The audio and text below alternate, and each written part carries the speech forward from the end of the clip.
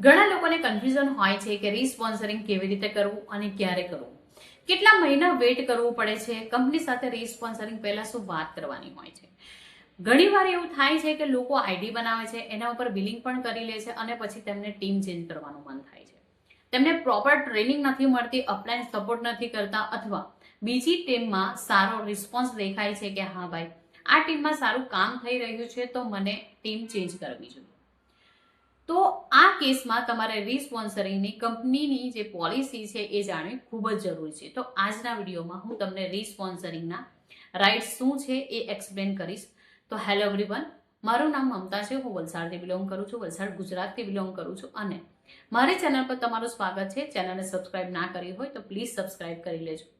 Forever living products કંપનીમાં જો તમે કોઈ આઈડી બનાવો છો અને આઈડી બનાવ્યા પછી તમે કોઈ બિલિંગ નથી કરતા અને તમે વિચારો છો કે મને રીસ્પોન્સરિંગ કરવી છે, તો આઈડી બનાવ્યા પછી તમને 45 દિવસ સુધી વેઇટ કરવું પડે છે અને 45 દિવસ પછી તમારી આઈડી ઓટો ટર્મિનેટ થઈ જાય છે.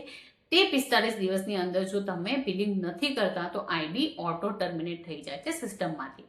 પછી જ્યારે તમારી આઈડી ટર્મિનેટ થઈ જાય ત્યારે તમે તમારા નામે અને તમારી KYC નો ઉપયોગ કરીને નવી આઈડી બનાવી શકો છો.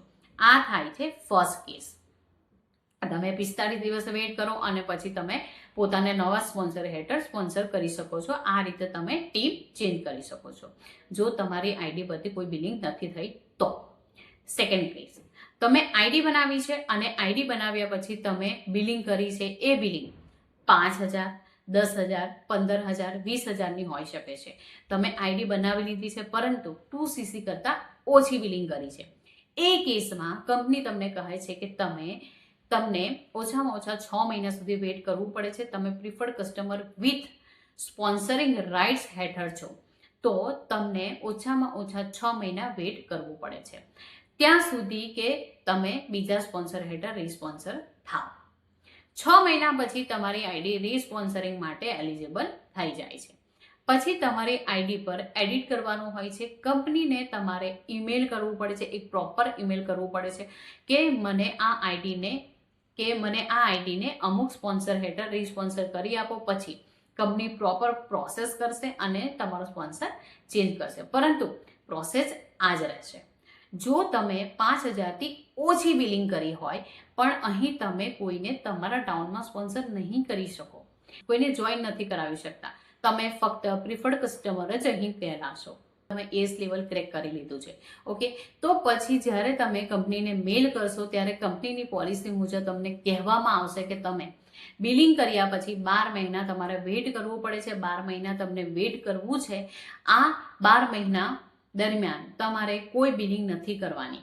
જો તમે કોઈ બિલિંગ કરી દો તો એ બિલિંગ કર્યા પછી તમારે ફરીથી 12 મહિના સુધી વેઇટ કરવું પડશે.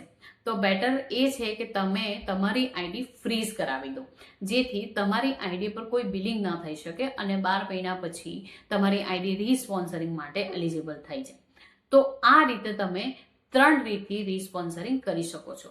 જો તમે બિલિંગ નથી કરી અથવા બિલિંગ કરી છે પણ 2cc કરતાં ઓછી છે અથવા તમે 2cc પૂરી કરી લીધી છે, તો તમારે યાદ રાખવું છે કે તમે ભલે કયા લેવલ પર હો, એસ લેવલ પર હો કે પ્રિફર્ડ કસ્ટમર લેવલ પર હો, કે તમે થોડી ઘણી બિલિંગ કરી નાખી હોય, તમે જ્યારે રીસ્પોન્સરિંગ કરો છો ત્યારે તમારું લેવલ ફરીથી 0થી શરૂ થાય છે. તમારી ટીમમાં જેટલા પણ લોકો છે એ બધા નીકળી જાય છે અને જો તમે 2cc પણ કરી લીધી હોય તો એવું ના વિચારવું કે મેં એસ કરી લીધી છે તો એ લાઈફ ટાઈમ રહેશે. એ રહેશે, પરંતુ જેવું તમે રીસ્પોન્સરિંગ કરો છો, તમે નવી ટીમમાં આવો છો અને નવી ટીમમાં તમે ફરીથી સ્ક્રેચથી કામ શરૂ કરો છો, તમને ફરીથી મિનિમમ 5,000ની બિલિંગ કે પછી ફરીથી 2cc કરવી પડે છે.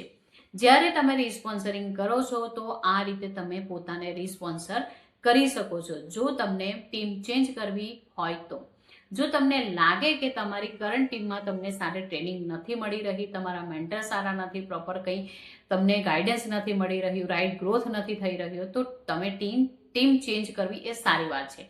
જો તમને લાગે છે કે બીજી ટીમમાં સારું કામ થઈ રહ્યું છે તો તમે બીજી ટીમ જોઈન કરી શકો છો અને આ 3 રીતથી તમે પોતાને રીસ્પોન્સર કરી શકો છો. આશા છે કે તમને આ સ્ટેપ્સ અને કંપનીની પોલિસી સમજાઈ ગઈ હશે. જો આ કેસમાં તમને કોઈ પણ ક્વેરી હોય, ક્વેશ્ચન હોય, સવાલ હોય તો તમે મને કમેન્ટમાં મેન્શન કરી શકો છો. હું શક્ય એટલી બનતી કોશિશ કરે એને જવાબ આપવાની. તમે કસ્ટમર કેર સાથે પણ આ બાબતે વાત કરી શકો છો. તેઓ તમને સ્ટેપ બાય સ્ટેપ સમજાવશે કે તમારી આઈડી માટે શું કરવું અને શું નહીં. અને જો તમે ફોરએવર લિવિંગ પ્રોડક્ટ બિઝનેસ મારી સાથે અથવા અમારી ટીમ સાથે જોઈન કરવા માંગતા હો તો ઉપર આપેલા નંબર ઉપર મને કોન્ટેક્ટ કરી શકો છો. જો તમને આ વિડીયો ગમ્યો હોય તો પ્લીઝ મારી ચેનલને સબસ્ક્રાઇબ કરી લેજો, જેથી આવા જ ઇન્ટરેસ્ટિંગ અને ઇન્ફોર્મેટિવ અને યુઝફુલ વિડીયો તમારી માટે બનાવતી રહું. Till then take care and bye bye.